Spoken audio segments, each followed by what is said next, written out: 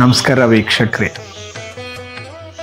ನಾವು ಈಗಾಗಲೇ ನವರಾತ್ರಿಯ 9 ದಿನಗಳ ಕಾಲ ದೇವಿಯ ವಿಶೇಷವಾಗಿರುವಂತಹ ಪೌರಾಣಿಕ ಹಿನ್ನೆಲೆಯನ್ನು ಹೊಂದಿರುವಂತಹ ಅತ್ಯಂತ ಅದ್ಭುತವಾಗಿರುವಂತಹ ಕಥಾ ಸರಣಿಯನ್ನು ನಾವು ಈಗಾಗಲೇ ಕೇಳಿದವರಾಗಿದ್ದೇವೆ. ಈಗ 1 ರಿಂದ 9 ದಿನಗಳ ಕಾಲ ನವರಾತ್ರಿ 9 ದಿನಗಳು ಪೂರ್ಣವಾದ ಮೇಲೆ ನವರಾತ್ರಿಯಲ್ಲಿ ದೇವಿ 9 ಅವತಾರದ ಕಥೆಯ ಅನಂತರ ಬರುವಂತಹ ಒಂದು ವಿಶೇಷವಾಗಿರುವಂತಹ ಹಬ್ಬದ ದಿನವೇ ಈ ವಿಜಯದಶಮಿ.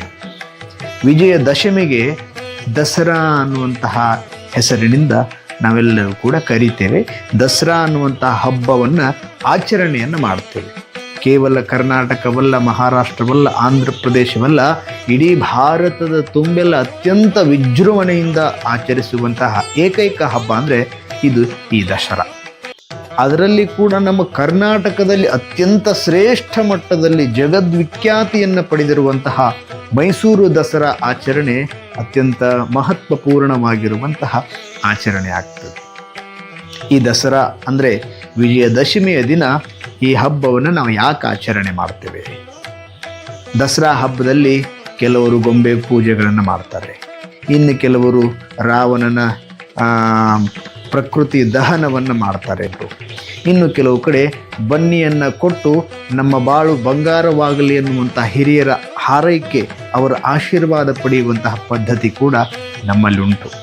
ಆದರೆ ವಿಜಯದಶಮಿಯ ದಿನ ಕೆಲವರು ವಿಜಯದಶಮಿಯ ದಿನ, ಇನ್ನು ಕೆಲವರು ಅದಕ್ಕಿಂತ ಮುಂಚೆ ಅಂದರೆ ನವಮಿಯ ದಿನ ಈ ಒಂದು ಶಸ್ತ್ರ ಪೂಜೆಯನ್ನು, ಖಂಡೆ ಪೂಜೆಯನ್ನು ಮಾಡುವಂತಹ ಪದ್ಧತಿ ಕೂಡ ನಮ್ಮ ಭಾರತೀಯ ಸಂಸ್ಕೃತಿಯಲ್ಲಿ ಉಂಟು. ವೀಕ್ಷಕರೇ, ನಾವೆಲ್ಲ ಎಲ್ಲ ಆಚರಣೆಗಳನ್ನು ಮಾಡುವುದರ ಜೊತೆಗೆ ಇದರ ಹಿನ್ನೆಲೆಯನ್ನು ತಿಳಿದುಕೊಂಡು ಬೆಳೆಯುವಂತಹ ಮಕ್ಕಳಿಗೆ, ಈಗಾಗಲೇ ಬೆಳೆಯುವಂತಹ ಪೀಳಿಗೆಗೆ ತಿಳಿಸುವಂತಹ ಕರ್ತವ್ಯ ನಮ್ಮೆಲ್ಲ ಪಾಲಕರದಾಗಿರೋದ್ರಿಂದ ಈ ದಸರಾ ಹಬ್ಬದ ಆಚರಣೆ, ಅದರ ಹಿಂದಿರುವಂಥ ಹಿನ್ನೆಲೆ, ಅದು ಯಾವ ಕಾರಣಕ್ಕಾಗಿ ನಾವು ಆಚರಣೆ ಮಾಡ್ತೀವಿ ಅನ್ನುವಂಥ ಸವಿಸ್ತಾರದ ಸಂಗತಿಗಳನ್ನು ಮಕ್ಕಳಿಗೆ ತಿಳಿಸುವಂತಹ ಪ್ರಯತ್ನವನ್ನು ಮಾಡ್ತೇವೆ. ಹಾಗಾಗಿ ವೀಕ್ಷಕರೇ, ನಾವು ಮೊದಲೇ ಈ ಅತ್ಯಂತ ಸುಂದರವಾಗಿರುವಂತಹ ಹಬ್ಬ ದಸರಾ ಅನ್ನುವಂಥ ಹಬ್ಬ, ಆ ಹೆಸರಿನಲ್ಲೇ ಅಡಗಿರುವಂತಹ ಒಂದು ವಿಶೇಷವಾಗಿರುವಂಥ ಅರ್ಥ. ದಸರಾ ಅಂದರೆ ಬೇರೆ ಏನಲ್ಲ, ದಶ ಮತ್ತು ಹರ. ದಶ ಅಂದರೆ 10, ಹರ ಅಂದರೆ ಸಂಹಾರ ಮಾಡಿದ್ದು, ನಾಶ ಮಾಡಿದ್ದು ಒಂದರ್ಥ.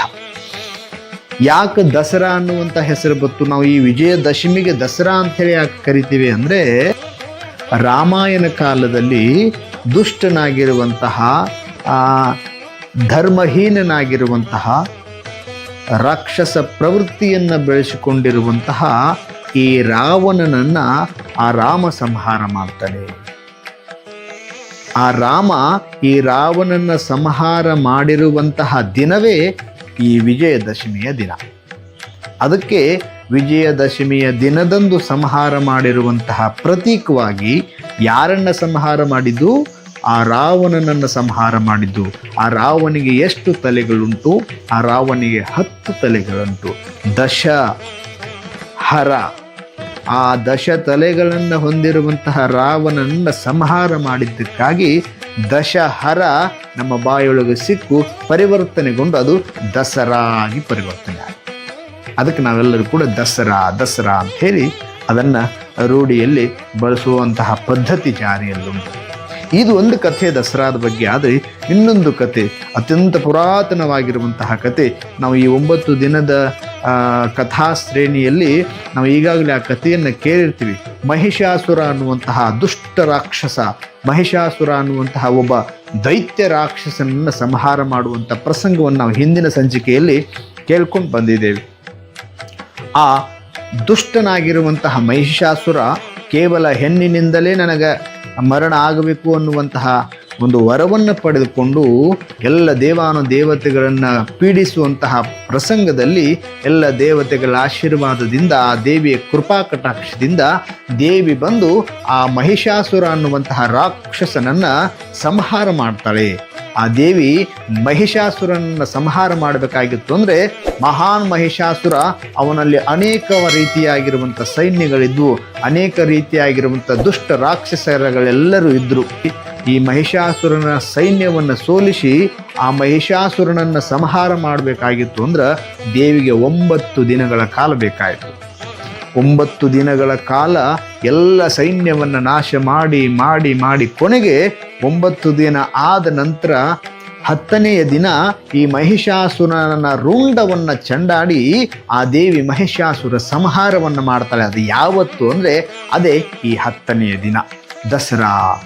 ವಿಜಯದಶಮಿ ಅಂತ ಯಾಕೆ ಕರೆದ್ರು ಅಂದರೆ ಆ ದೇವಿ ಮಹಿಷಾಸುರನನ್ನು ಸಂಹಾರ ಮಾಡಿ ಅವನ ಸೈನ್ಯದ ಮೇಲೆ ವಿಜಯವನ್ನು ಸಾಧಿಸಿದ್ದಕ್ಕಾಗಿ ವಿಜಯದಶಮಿ ಅನ್ನುವಂತಹ ಹೆಸರು ಈ ಒಂದು ಹಬ್ಬಕ್ಕೆ ಬಂತು.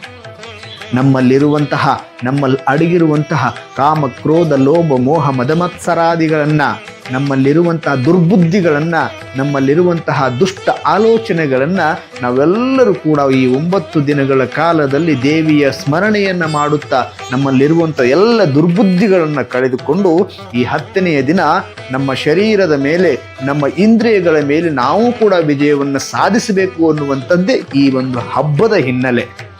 ಹಾಗಾಗಿ ಮಹಿಷಾಸುರನನ್ನು ಸಂಹಾರ ಮಾಡಿರುವಂತಹ ಆ ದೇವಿ ವಿಜಯವಂತಳಾಗಿ ಆಗಮಿಸ್ತಾಳಲ್ಲ, ಅದಕ್ಕೆ ಈ ವಿಜಯದಶಮಿ ಅನ್ನುವಂತಹ ಹಬ್ಬವನ್ನು ನಾವೆಲ್ಲರೂ ಕೂಡ ಆಚರಿಸ್ತೇವೆ. ಇನ್ನು ಮಹಾಭಾರತದ ಕಾಲದಲ್ಲಿ ಒಂದು ಪ್ರಸಂಗ, ಈ ಹಬ್ಬದ ಹಿನ್ನೆಲೆ ನಾವು ಪ್ರತಿ ವರ್ಷ ಈ ದಸರಾ ಹಬ್ಬದಲ್ಲಿ ಬನ್ನಿ ಮುಡಿತೇವೆ. ಆ ಶಮಿ ವೃಕ್ಷಕ್ಕೆ ಅಂದರೆ ಬನ್ನಿ ಗಿಡಕ್ಕೆ ನಾವು ಪೂಜೆ ಸಲ್ಲಿಸ್ತೇವೆ. ಅದರಿಂದ ಕೆಲವು ಪತ್ರಿಗಳನ್ನು ತಂದು ಎಲ್ಲರಿಗೂ ಕೂಡ ಹಂಚ್ತೇವೆ. ನೀವು ಬಂಗಾರದಂತಿರೋಣ, ನಮ್ಮ ಬಾಳು ಬಂಗಾರವಾಗಲಿ ಎನ್ನುವಂಥ ಹಾರೈಕೆ ಮಾತುಗಳನ್ನು ಪರಸ್ಪರವಾಗಿ ವಿನಿಮಯ ಮಾಡಿಕೊಳ್ತೇವೆ.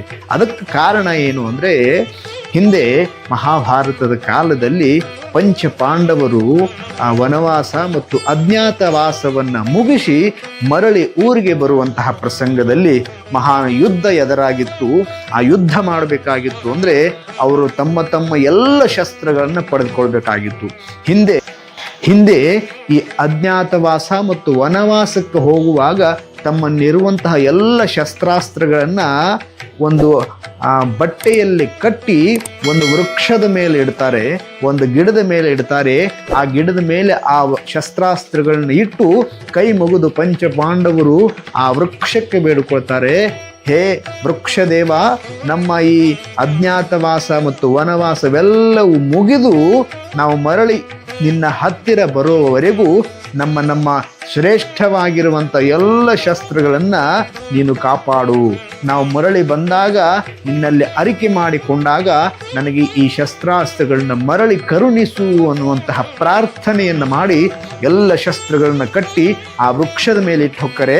ಆ ವೃಕ್ಷ ಯಾವುದು ಅಂದರೆ ಅದೇ ಬನ್ನಿ ವೃಕ್ಷ. ಅದಕ್ಕೆ ಶಮಿ ವೃಕ್ಷ ಅಂತ ಹೇಳಿ ಕೂಡ ಕರೀತಾರೆ. ಆ ಶಮಿ ವೃಕ್ಷದಲ್ಲಿ ತಮ್ಮೆಲ್ಲ ಶಸ್ತ್ರಾಸ್ತ್ರಗಳನ್ನು ಇಟ್ಟು ಹೋಗಿ ತಮ್ಮ ಎಲ್ಲ ಅಜ್ಞಾತವಾಸವನ್ನು ಎಲ್ಲ ಮುಗಿಸಿಕೊಂಡು ಇನ್ನೇನು ಪ್ರವೇಶವನ್ನು ಮಾಡುವಂತಹ ಪ್ರಸಂಗದಲ್ಲಿ ಎಲ್ಲ ಪಾಂಡವರು ಬಂದು ಆ ಶಮಿ ವೃಕ್ಷಕ್ಕೆ ಪೂಜೆ ಸಲ್ಲಿಸಿ ಆ ಶಮಿ ವೃಕ್ಷದಲ್ಲಿರುವಂತಹ ಶಸ್ತ್ರಗಳನ್ನ ಕೆಳಗಿಳಿಸಿ ಅಲ್ಲೇ ಒಂದು ಬಟ್ಟೆಯನ್ನು ಹಾಸಿ ಆ ಶಸ್ತ್ರಗಳನ್ನೆಲ್ಲವನ್ನು ಕೂಡ ವಿಸ್ತಾರವಾಗಿ ಮಾಡಿ ಆ ಬನ್ನಿ ವೃಕ್ಷಕ್ಕೆ, ಆ ಶಮಿ ವೃಕ್ಷಕ್ಕೆ ಮತ್ತು ತಮ್ಮೆಲ್ಲ ಶಸ್ತ್ರಗಳನ್ನು ಪೂಜೆ ಮಾಡಿ ಅದೇ ಬನ್ನಿ ಗಿಡದ, ಅದೇ ಶಮಿ ವೃಕ್ಷದ ಕೆಲವು ಪತ್ರಿಗಳನ್ನು ತೆಗೆದುಕೊಂಡು ಆ ಶಸ್ತ್ರಾಸ್ತ್ರಗಳಿಗೆ ಏರಿಸಿ ತಮ್ಮ ಭಕ್ತಿಯ ಸಮರ್ಪಣೆಯನ್ನು ಮಾಡ್ತಾರೆ. ಅದೇ ಪ್ರತೀಕವಾಗಿ ನಾವು ಈಗ ಪ್ರತಿ ವರ್ಷ ದಸರಾ ಹಬ್ಬದ ದಿನ, ವಿಜಯದಶಮಿಯ ದಿನ ಆ ಶಮಿ ವೃಕ್ಷಕ್ಕೆ ಹೋಗಿ ಬನ್ನಿ ಗಿಡದ ಹತ್ತಿರ ಹೋಗಿ ಅದನ್ನು ಪೂಜೆ ಸಲ್ಲಿಸಿ ಅದರಿಂದ ಕೆಲವು ಪತ್ರಿಗಳನ್ನ ತಂದು ಈ ನಮ್ಮ ಶಸ್ತ್ರಾಸ್ತ್ರಗಳಿಗೆ, ಮನೆಯಲ್ಲಿರುವಂತಹ ಎಲ್ಲ ಶಸ್ತ್ರಗಳಿಗೆ ಏರಿಸುವಂಥದ್ದು. ಆ ಶಸ್ತ್ರಾಸ್ತ್ರಗಳನ್ನು ತೆಗೆದುಕೊಂಡು ಈ ಪಾಂಡವರು ಯುದ್ಧಕ್ಕೆ ಹೋಗಿ ಆ ಯುದ್ಧದಲ್ಲಿ ವಿಜಯವನ್ನು ಸಾಧಿಸ್ತಾರೆ. ಅದಕ್ಕೆ ವಿಜಯದಶಮಿ ಅನ್ನುವಂತಹದ್ದು ಕೂಡ ಹೆಸರು. ಆ ಪತ್ರಿಯನ್ನು ತೆಗೆದುಕೊಂಡು, ಶಮಿ ಪತ್ರಿಯನ್ನು ತೆಗೆದುಕೊಂಡು ಅತ್ಯಂತ ಭಕ್ತಿ ಶ್ರದ್ಧೆಯಿಂದ ಶಮಿ ಶಮಯತೆ ಪಾಪಂ ಶಮಿ ಶತ್ರು ವಿನಾಶನಂ ಅರ್ಜುನಶ್ಯ ಧನುರ್ಧಾರಿ ರಾಮಸ್ಯ ಪ್ರಿಯದರ್ಶಿನಿ. ಹೀಗೆ ಆ ಅತ್ಯಂತ ಶ್ರದ್ಧೆಯಿಂದ ಪೂಜೆ ಮಾಡಿರುವಂತಹ ಶಮಿ ವೃಕ್ಷದ ಪತ್ರೆಯನ್ನು ತಂದು ನಾವೆಲ್ಲರೂ ಕೂಡ ತಮ್ಮ ಪರಸ್ಪರ ಬಂಧು ಬಾಂಧವರಿಗೆ, ಪರಸ್ಪರ ಸ್ನೇಹಿತರಿಗೆ ಎಲ್ಲರೂ ಕೂಡ ಆ ವಿನಿಮಯನ ಮಾಡಿಕೊಳ್ಳುವಂತಹ ಪದ್ಧತಿ. ಅದಕ್ಕೆ ಬನ್ನಿ ಅಂದರೆ ಈ ಶಮಿ ಅಂದರೆ ಅತ್ಯಂತ ಶ್ರೇಷ್ಠವಾಗಿರುವಂಥ ಪತ್ರಿಗಳಲ್ಲಿ ಆಯುರ್ವೇದ ಪತ್ರೆಗಳು ಇದು ಒಂದು. ಈ ಶಮಿ ಪತ್ರೆಯ ವಾಸನೆಯನ್ನು ತೆಗೆದುಕೊಳ್ಳುವುದರಿಂದ ಅನೇಕ ರೋಗಗಳ ನಿವಾರಣೆ ಆಗುವುದು ಅಷ್ಟೇ ಅಲ್ಲದೆ ನಮ್ಮ ಮನುಷ್ಯನ ಮೆದುಳಿನಲ್ಲಿ ಬಾಂಧವ್ಯ ಬೆಳೆಯುವಂತಹ ಆಯುರ್ವೇದ ಕ್ರಿಯೆಯನ್ನು ಆ ಶಮಿ ವೃಕ್ಷ ಮಾಡ್ತದೆ. ಹಾಗಾಗಿ ಅದಕ್ಕಾಗಿಯೇ ಈ ಶಮಿ ವೃಕ್ಷದ ಪೂಜೆ, ಶಮಿ ವೃಕ್ಷದ ಪತ್ರೆಗಳ ವಿನಿಮಯ ಇವೆಲ್ಲವೂ ಕೂಡ ನಮ್ಮ ಹಿರಿಯರು ಮಾಡ್ಕೊಂಡು ಬಂದಿರುವಂತಹ ಪದ್ಧತಿ. ಹಾಗಾಗಿ ಈ ವಿಜಯದಶಮಿಯ ದಿನ ಈ 3 ಪ್ರಸಿದ್ಧವಾಗಿರುವಂತಹ ಕಥೆಗಳು, ಈ ಕಥೆಗಳ ಪ್ರತೀಕವಾಗಿ ನಾವು ದಶಮಿಯನ್ನು ಆಚರಣೆ ಮಾಡ್ತೇವೆ. ನಾವೆಲ್ಲರೂ ತಮ್ಮ ತಮ್ಮ ಮನೆಗಳಲ್ಲಿ ಈ ವಿಜಯದಶಮಿ ಹಬ್ಬವನ್ನು ಅತ್ಯಂತ ಶ್ರೇಷ್ಠ ರೀತಿಯಲ್ಲಿ, ಅತ್ಯಂತ ಸುಂದರವಾಗಿ ಎಲ್ಲ ಬಂಧು ಬಾಂಧವ ಸಮೇತರಾಗಿ ಈ ಹಬ್ಬವನ್ನು ಆಚರಿಸುವಂತಹ ಪ್ರಯತ್ನವನ್ನು ಮಾಡಿ ನಮ್ಮ ಭಾರತ ದೇಶದಲ್ಲಿ ಅತ್ಯಂತ ಶ್ರೇಷ್ಠತೆಯನ್ನು ಹೊಂದಿರುವಂತಹ ನಮ್ಮ ಹೆಮ್ಮೆಯ ಮೈಸೂರು ದಸರಾ ಕೂಡ ಅದೇ ದಶಮಿ ದಿನವೇ ನಡೆಯುವಂಥದ್ದು. ಆ ಚಾಮುಂಡಿ ದೇವಿಗೆ ಆ ಪೂಜೆ ಸಲ್ಲಿಸುವಂಥದ್ದು.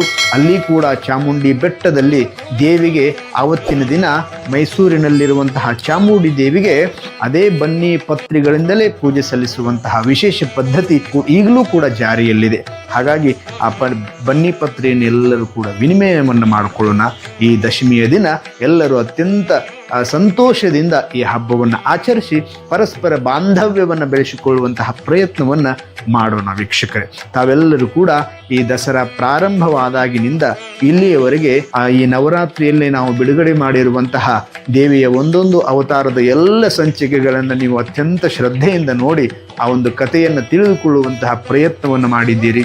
ಆ ಕಥೆಯನ್ನು ನೀವು ತಿಳಿದುಕೊಳ್ಳುವುದಷ್ಟೇ ಅಲ್ಲದೆ ನಿಮ್ಮ ಮನೆಯಲ್ಲಿ ಮಕ್ಕಳು ಬೆಳೆಯುವಂತಹ ಮಕ್ಕಳಿಗೆ, ಯುವ ಪೀಳಿಗೆಗೆ ಆ ಕಥೆಗಳನ್ನು ತಿಳಿಸಿ ಹಿಂದಿರುವಂತಹ ಸಂಸ್ಕೃತಿ, ನಮ್ಮ ಹಿಂದಿರುವಂತಹ ಪದ್ಧತಿಯನ್ನು ಆ ಮಕ್ಕಳಿಗೆ ಬಿತ್ತರಿಸುವಂತಹ ಪ್ರಯತ್ನವನ್ನು ಎಲ್ಲರೂ ಮಾಡ್ರಿ ಎನ್ನುವಂತಹ ಸೂಚನೆಯನ್ನು ನೀಡಿ ತಮ್ಮೆಲ್ಲರೂ ಕೂಡ ಮತ್ತೊಮ್ಮೆ ವಿಜಯದಶಮಿಯ ಶುಭಾಶಯಗಳನ್ನು ತಿಳಿಸಿ ಎಲ್ಲರಿಗೂ ನಮಸ್ಕಾರ.